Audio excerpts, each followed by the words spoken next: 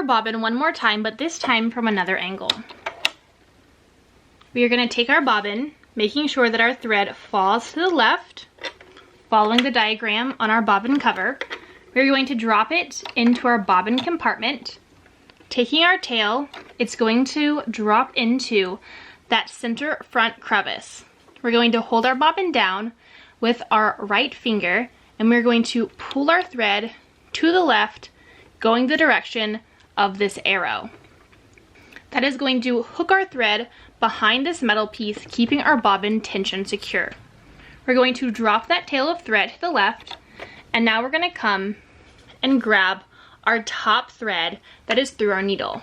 From here, we're going to pinch that thread, and then we are going to take our needle, making a full rotation down and back up using our hand wheel on the right side of our sewing machine. Our needle goes down and comes back up. That creates a loop. Using a pair of scissors, we are going to swipe it underneath our presser foot, and that is going to pull our bobbin thread up to the top of our sewing machine. And now we have two tails. You're going to let those fall to the back of your sewing machine, and then you're going to take your bobbin cover and put it back over your bobbin.